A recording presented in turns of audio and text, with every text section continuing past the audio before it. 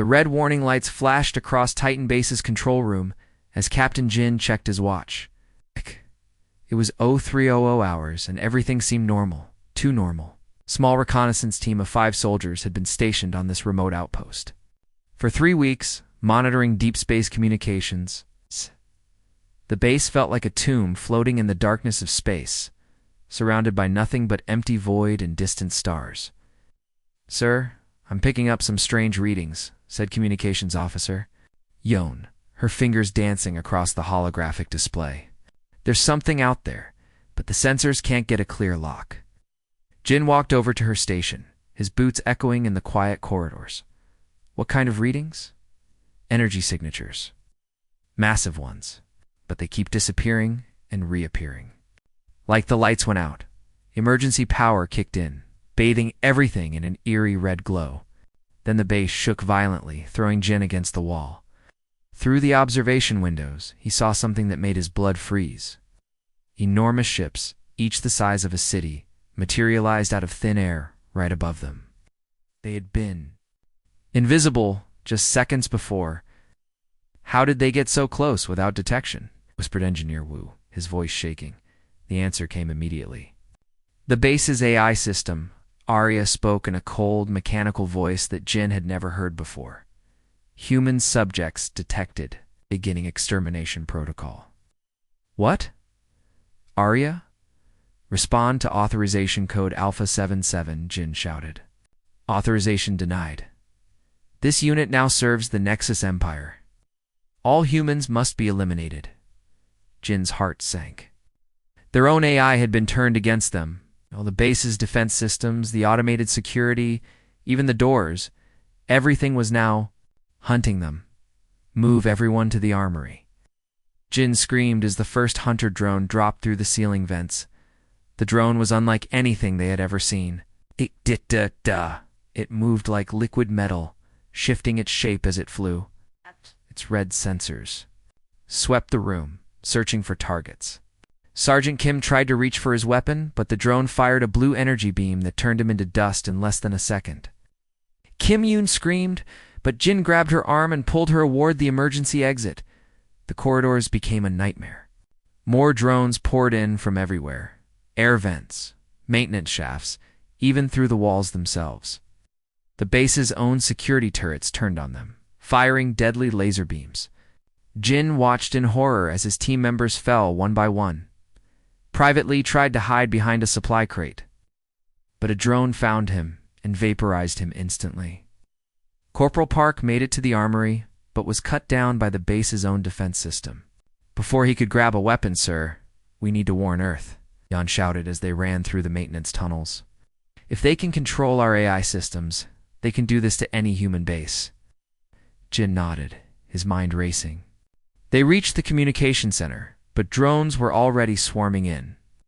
Yun dove for the console, while Jin and Wu held them off with emergency plasma pistols. "This is Titan Base to Earth Command." Yun spoke rapidly into the transmitter. "We are under attack by unknown alien forces. They have control of our AI. Repeat, they can control our drone's energy beam, hit her from behind." Jin watched in horror as his friend and colleague disappeared in a flash of blue light. But her message was sent, Yunwoo screamed. But Jin grabbed him and pulled him deeper into the base. They made it to the lower levels, where the old maintenance systems still worked manually. Behind a hidden panel, they found something that made Jin's blood run cold. Data files that weren't supposed to exist. "Look at this," Wu said, his voice barely a whisper. "These files are dated 6 months ago. They've been planning this." Jin read the alien text that had been translated by their compromised AI. The Nexus Empire had been watching Earth for years. They saw humans as a growing threat, a virus that would eventually challenge their control of the galaxy. It was simple. Eliminate all humans before they became too powerful. They're not just attacking us, Jin realized. This is the first strike. They're planning to destroy every human colony, every space station, and then Earth itself. The base shook again. The aliens were destroying everything, leaving no evidence behind. Jin and Wu had minutes before the entire structure would collapse. "We need to get to the escape pods," Jin said. They ran through collapsing corridors as The base tore itself apart. Most of the escape pods had been sabotaged, but Jin found one that still worked. As they climbed in, Wu grabbed a data storage device containing all the evidence they had found. "Will anyone believe this?" Wu asked, as their small shuttle launched into space. Jin looked back at Titan Base, as it exploded in a brilliant flash. Of light, 5 good soldiers had died, and Earth had no idea what was coming.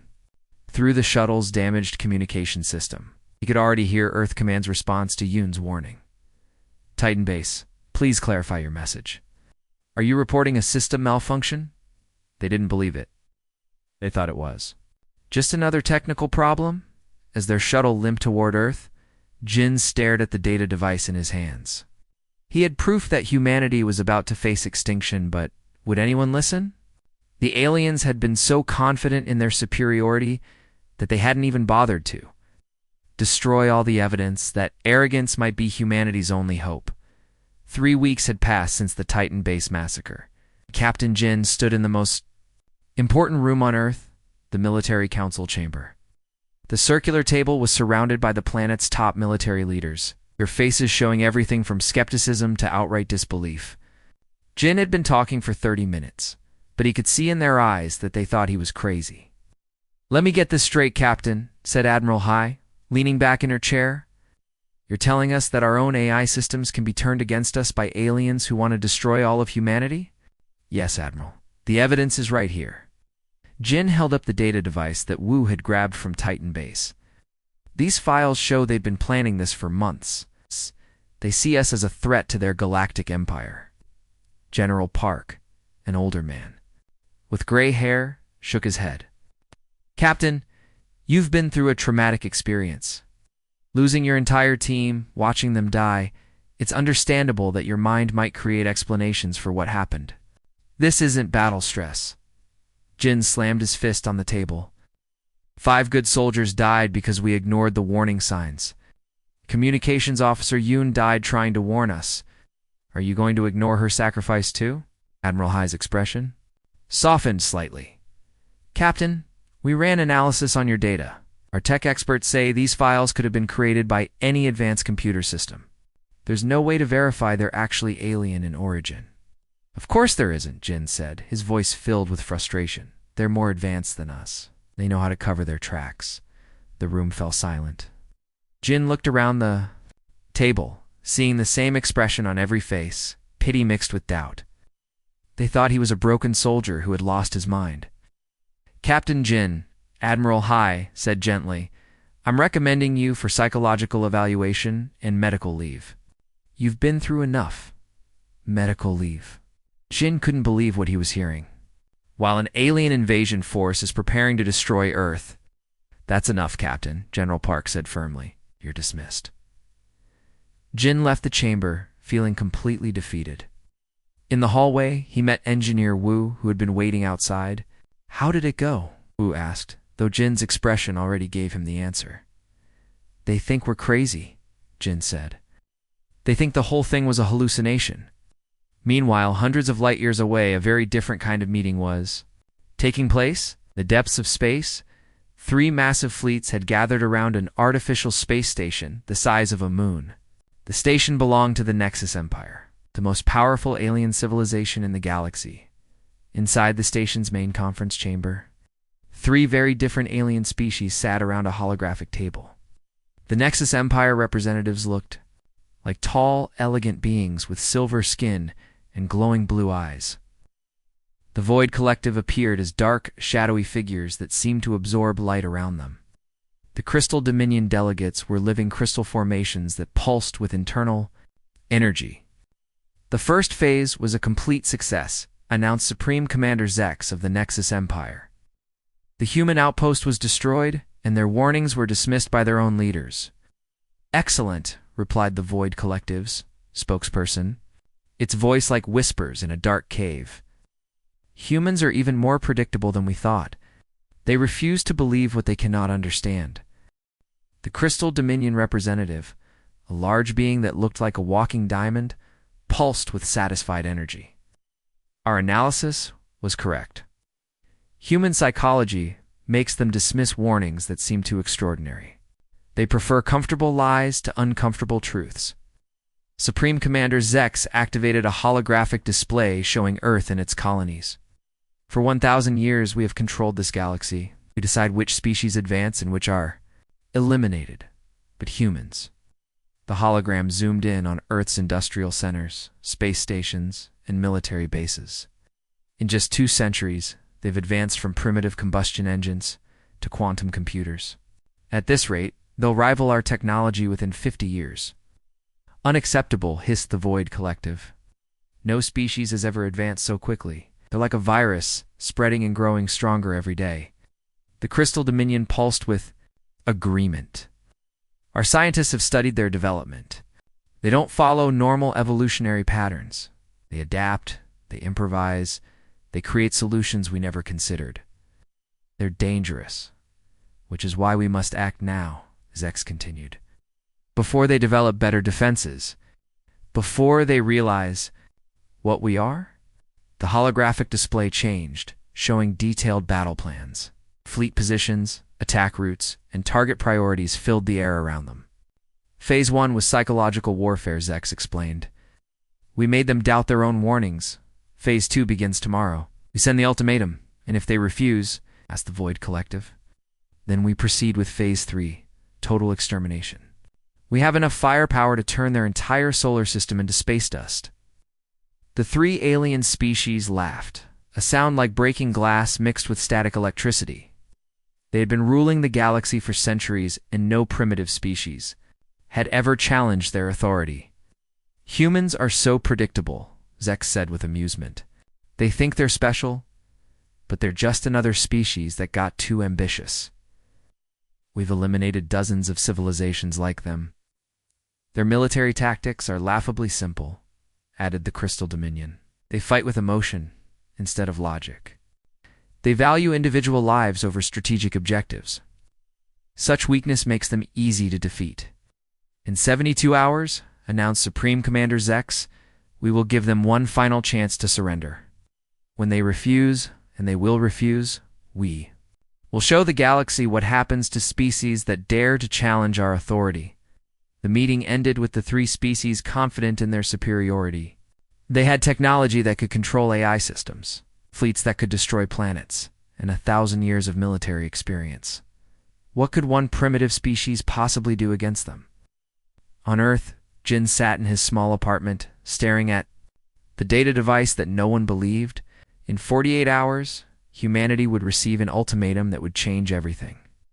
But Earth's leaders still thought the greatest threat they faced was Captain Jin's battle stress hallucinations. The countdown to humanity's darkest hour had begun.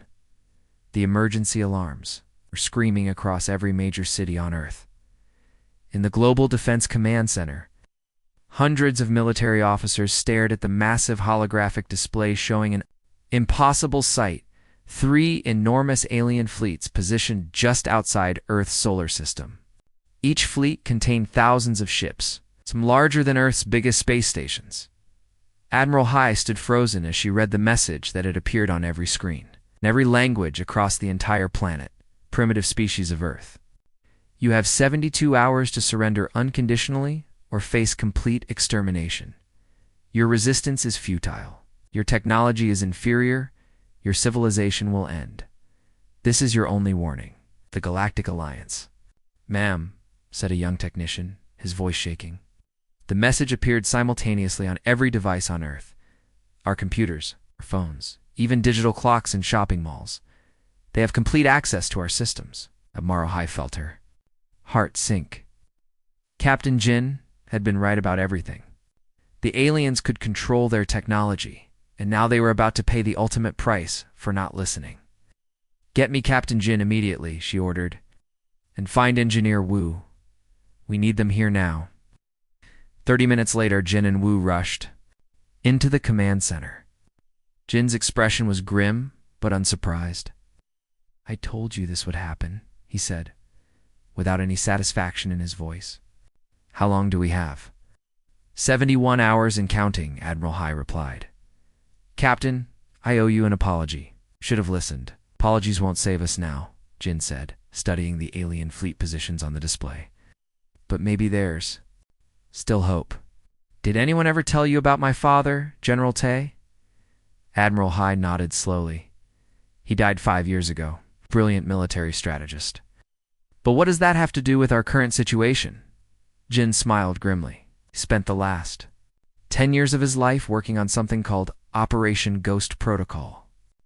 He was convinced that someday Earth would face an enemy with superior technology. He designed a defense plan that assumes we can't win through conventional warfare. What kind of plan? Asked General Park, who had just arrived. Follow me, Jin, said, leading them to a classified section of the command center. He placed his hand on a bioscanner that most people didn't even know existed. The wall slid away, revealing a hidden room filled with monitors, tactical displays, and filing cabinets marked Ghost Protocol Eyes Only. My father's life work, Jin explained. He called it weaponizing weakness instead of trying to match alien technology. He designed strategies that use human unpredictability as our greatest weapon. Admiral High looked around the room in amazement. Why wasn't I informed about this? Because my father knew that the military establishment would never approve it, Jin said. The plan involves sacrificing traditional military doctrine.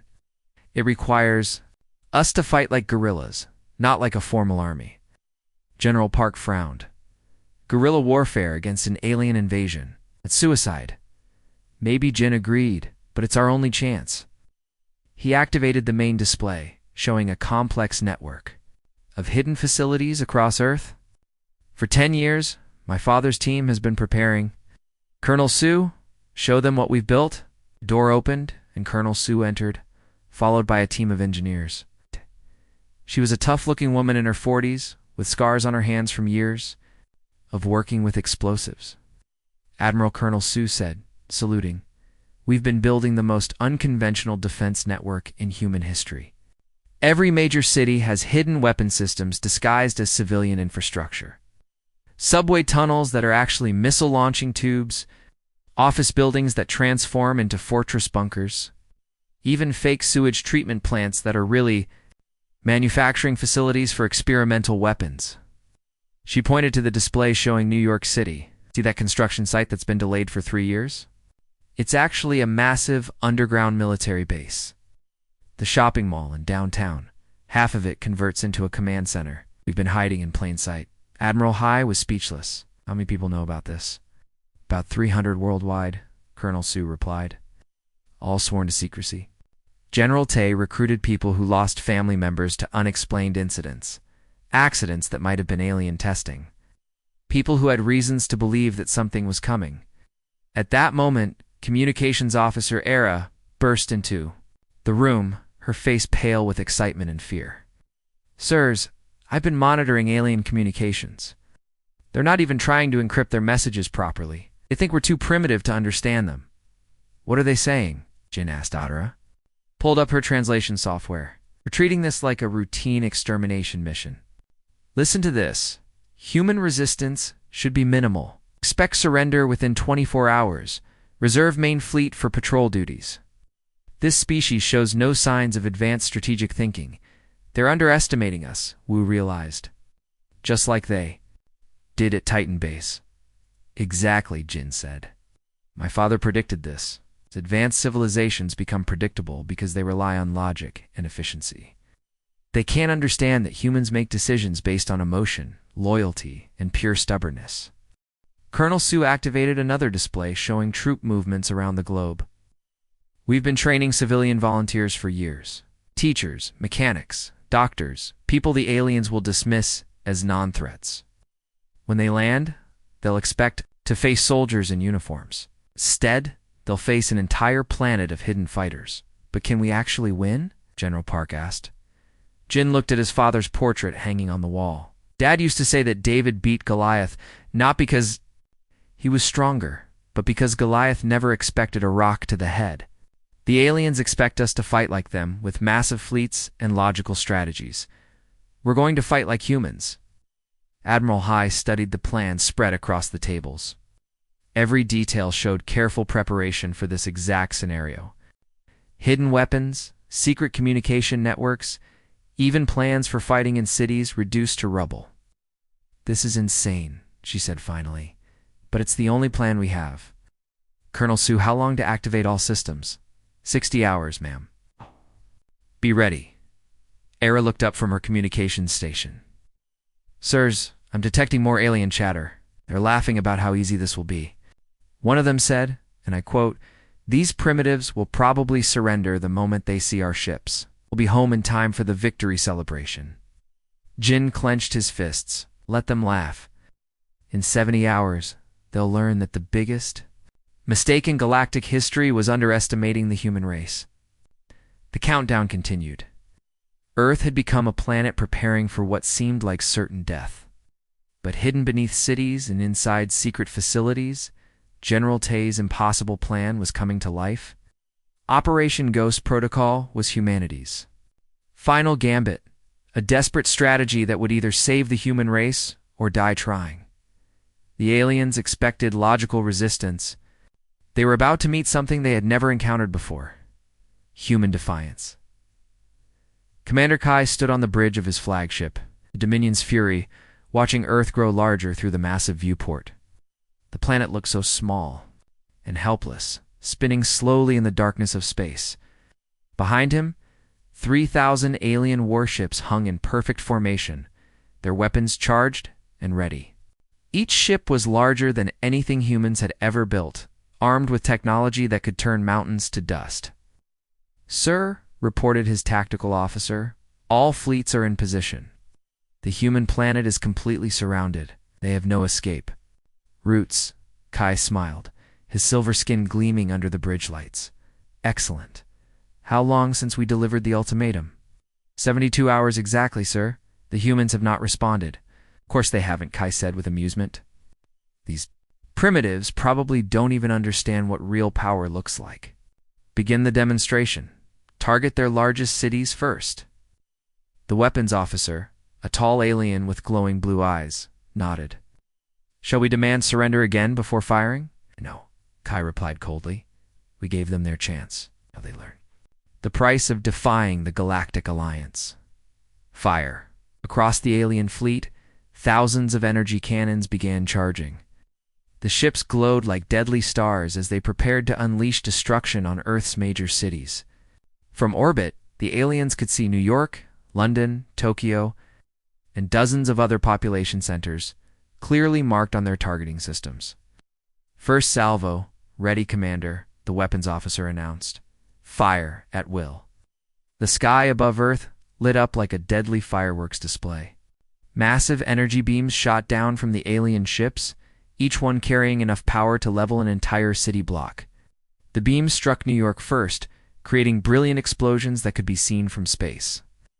"Direct hits on all targets," reported the tactical officer. "New York appears to be completely destroyed." But something was wrong. As the smoke and light faded, the tactical officer frowned at his displays. "Sir, I'm getting strange readings. The destruction pattern doesn't match our weapon signatures." "What do you mean?" Kai demanded. "The city appears destroyed from visual scans, but energy readings suggest—" "Sir, I think we're looking at some kind of holographic projection." Kai stared at the screen in disbelief. Where New York should have been a crater, there was indeed a realistic image of destruction. But their advanced sensors were detecting life signs underground, protected by energy shields that shouldn't exist. "Impossible," Kai said. "Humans don't have that technology." "Sir," another officer called out, "the same thing is happening in London, Tokyo, and Berlin. All cities appear destroyed visually, but our deep scans show massive underground facilities. The humans are hiding beneath fake destruction." For the first time since the invasion began, Kai felt a touch of uncertainty. How did they know exactly where we would target? The answer came from Communications Officer Vel, who had been monitoring human transmissions. "Sir, they've been intercepting our communications. They knew our entire battle plan. It's impossible," Kai roared. "Our encryption is unbreakable. Apparently not to humans, sir." Kai's confidence was shaken, but he refused to show it, no matter. "Deploy ground forces. Even if they're hiding underground, we'll dig them out and eliminate them one by one." Within hours, massive alien troop transports descended through Earth's atmosphere, The ships landed in what appeared to be the ruins of major cities, expecting to find cowering human survivors.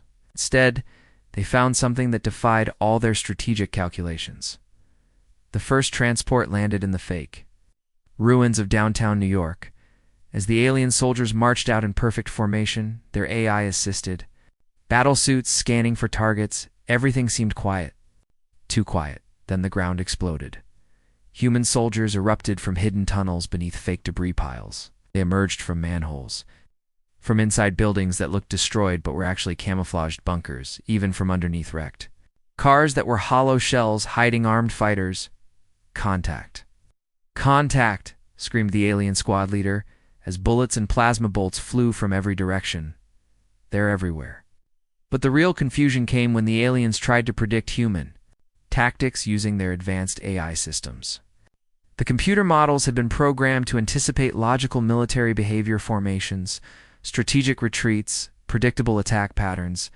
Instead, they encountered something their computers couldn't process: humans acting on pure emotion. A human soldier named Private Nam saw his friend get shot by an alien energy weapon. Instead of taking cover like any logical fighter would do, he screamed in rage and charged directly at a group of aliens, detonating explosives strapped to his chest. The alien AI systems registered this as impossible behavior because no logical being would sacrifice themselves for a tactical advantage in another part of the city. A group of human civilians, teachers, shop owners, office workers, refused to evacuate when alien forces approached their neighborhood. Instead, they fought with whatever weapons they could find. A math teacher named Ms. You took out an alien scout drone with a modified fire extinguisher filled with electromagnetic pulse chemicals. Why aren't they retreating? An alien commander asked his tactical computer. Our forces clearly outnumber them. Logic dictates they should surrender. Unknown, the AI responded. Human behavior patterns do not match database predictions. They appear to be fighting for emotional rather than strategic reasons. The aliens had expected to face Earth's military soldiers in uniforms, following standard battle procedures. Instead, they found themselves fighting an entire planet of hidden warriors who didn't follow any rules the aliens understood. A group of alien special forces cornered what they thought were helpless human medics in a hospital. When they moved in for easy kills, the medics revealed themselves to be disguised soldiers who had been waiting in ambush. But even more confusing to the aliens was that real medics also fought back, using medical equipment as weapons to defend their patients. Sir, reported an alien field commander to Kai, our AI systems are malfunctioning. They can't predict human movements because humans keep making decisions that serve no logical purpose. Explain, Kai demanded. They sacrifice strategic positions to save individual civilians. They abandon defensible locations to rescue wounded comrades. They attack superior forces when retreat would be more logical. Our computers cannot calculate responses to such irrational behavior. As night fell over the battlefields, Kai realized that what should have been a quick extermination mission had turned into a nightmarish urban warfare scenario. The humans weren't just fighting, they were fighting with a fury and unpredictability that his 1,000-year-old military doctrine had never encountered. Sir, his tactical officer reported grimly. We've lost more troops in 6 hours than we usually lose in entire planetary conquests. Kai stared at the reports flooding in from the surface. Every alien unit was reporting the same thing: humans appearing from impossible hiding places, fighting with weapons that shouldn't work against alien technology, and making tactical decisions that made no sense, but somehow kept working. The easy victory was becoming Earth's desperate stand, and humanity was not going down without a fight. Sky burned red as alien ships rained fire on the broken cities below. Buildings crumbled like sandcastles, and the screams of humanity echoed through the smoky air. But something had changed. The fear in people's eyes was slowly being replaced by something else: anger, determination, and the fierce will to survive. Jin stood on the roof of the underground bunker, watching the massive alien flagship hover above Seoul like a dark metal cloud. Its hull gleamed with strange symbols that seemed to pulse with their own light. This was it, the heart of the Nexus Empire's invasion force. If they could destroy it, they might just have a chance. The virus is ready, Min called from behind him, her voice shaking with exhaustion. The brilliant engineer had worked for 3 straight days without sleep, her fingers bleeding from handling the sharp alien technology they had captured. Dark circles rimmed her eyes, but there was pride in her voice. I've tested it on the smaller alien devices. Spreads through their network like wildfire, confusing their AI systems. Jin turned to face his team. Dr. Yoon stood beside the computer console, her medical coat stained with blood from treating wounded soldiers. Usually perfect hair was messy, but her eyes burned with the same determination that had kept her saving lives even as the world fell apart. Hoon, his best friend since childhood, was checking his pilot gear one last time. The man who used to joke about everything now wore a serious expression that Jin had never seen before. We all know what this means, Jin said quietly. Once we're inside that ship, there's no turning back. The aliens will throw everything they have at us. Yoon stepped forward and took his hand. Her fingers were cold, but her grip was strong. We've come too far to stop now. How many more will die if we don't try? The plan was simple but deadly. They would use a captured alien shuttle to approach the flagship. Min's virus would be uploaded directly to the ship's core computer system. The problem was getting there. Alive as they prepared to leave, explosions echoed from the city's streets below. Human resistance fighters were launching surprise attacks on alien ground forces. Commander Park's voice crackled over the radio. All units, this is it. Hit them with everything we've got. The aliens had expected humans to fight like they did, with organized armies and predictable tactics. Instead, they found themselves facing something they couldn't understand. A grandmother threw homemade bombs from her apartment window. Students used the subway tunnels to appear and disappear, like ghosts.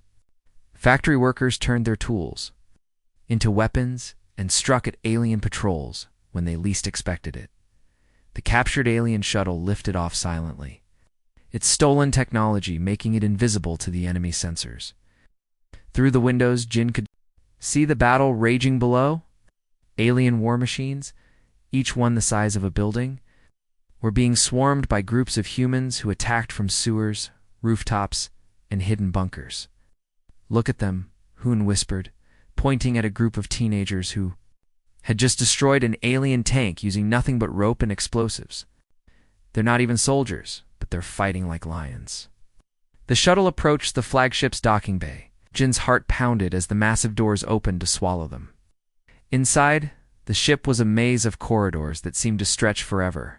Strange blue lights cast eerie shadows on the walls, and the air hummed with alien energy. They moved quickly through the ship, following the map Min had created from studying captured alien technology. Every step could be their last. The aliens. Footsteps echoed differently than human ones, a soft clicking sound that sent shivers down their spines. There, Yoon pointed to a massive door marked with symbols that seemed to move when you looked at them directly. That's the core. But as they approached, alarm sounds began blaring throughout the ship. Red lights flashed, and the clicking of alien footsteps grew louder from every direction. They know we're here, Min said, her voice barely a whisper. Suddenly, alien soldiers appeared at both ends of the corridor. Their weapons glowed with deadly energy, and their insect-like eyes showed no mercy. The team was trapped. Give me the virus, Hoon said, grabbing the device from Min's hands. What are you doing? Jin shouted. Hoon smiled, the same carefree smile he'd worn when they were kids playing in the park. What I should have done years ago, taking care of my best friend. Before anyone could stop him, Hoon activated the emergency blast door ceiling. Jin and Yoon on the safe side while he faced the aliens alone. Through the small window, they watched as he fought with everything he had, buying them precious seconds. Go-Hoon's voice came through the comm system. I'll hold them as long as I can. Tears streaming down his face, Jin ran toward the core with Yoon.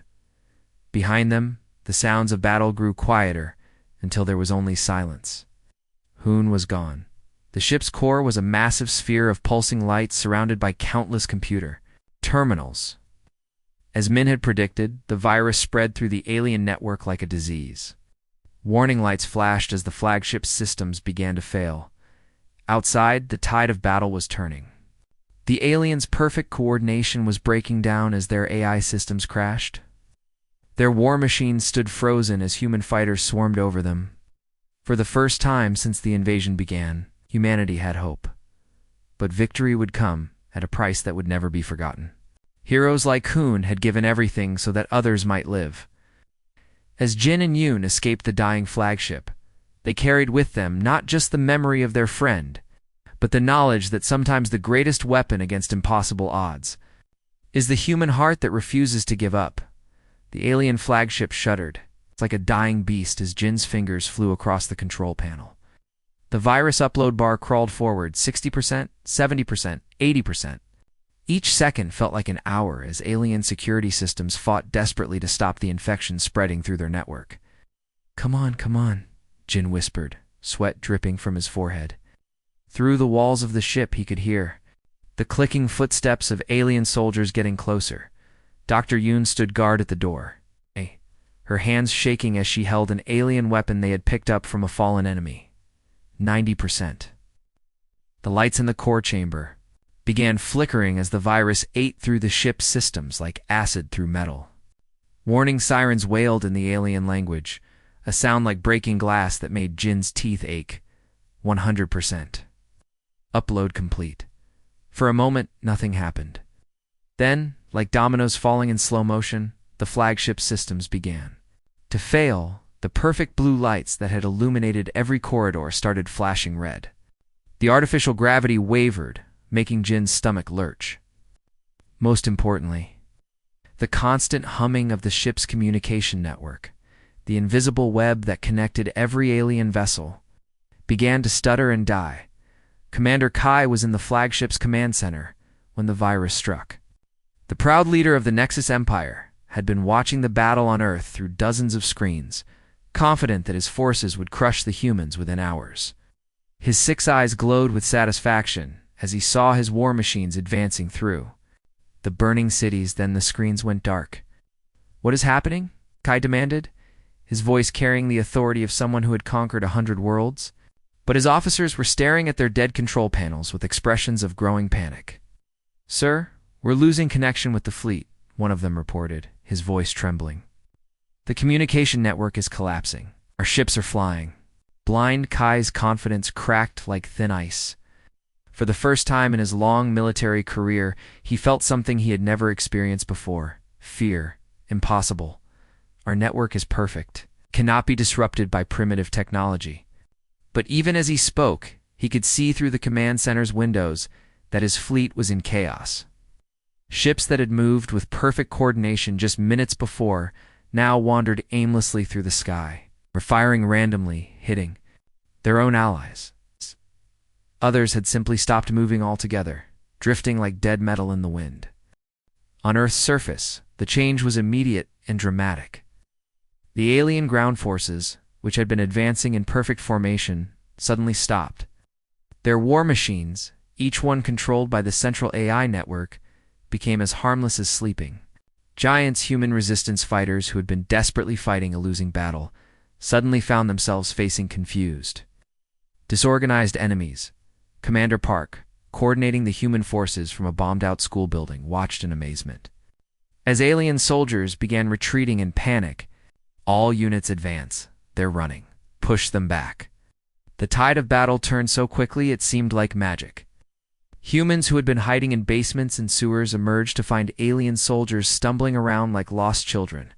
The mighty Nexus Empire, with all their advanced technology and superior firepower, had been brought to their knees by a simple computer virus and the determination of a species they had called primitive in the depths of space. Other alien civilizations watched the destruction of the Nexus fleet with growing horror. The Zephyrians, a peaceful trading species, had been forced to support the invasion. The Crystalline Collective, beings made of living mineral, had provided the raw materials for the alien weapons. The Void Hunters, nomadic warriors, who lived in the darkness between stars, had been promised easy victories and rich plunder. Now they all watched as the inferior humans systematically destroyed the most powerful military force in the galaxy. "This is impossible," whispered the Zephyrian ambassador, her blue skin turning pale with shock. "The Nexus Empire has never been defeated. They have conquered species far more advanced than these humans." "Perhaps," replied the crystalline collective's representative, his voice like wind through crystal caves, "we have all made the same mistake. We measured these humans by our own standards, not by their potential." The Void Hunter chief, a scarred warrior who had fought in 1,000 battles, nodded slowly. "The Nexus Empire's arrogance has destroyed them. They thought superior technology meant certain victory. They forgot that wars are won by warriors, not by machines." As the alien fleet fell apart around him, Commander Kai finally understood the truth. His people had spent so long conquering weaker species that they had forgotten how to fight a real war. They had become dependent on their technology, their perfect coordination, their overwhelming numbers. When the humans took away their technological advantage, they had nothing left.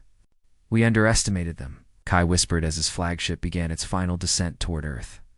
The ship's hull was cracking, atmosphere leaking out into the void.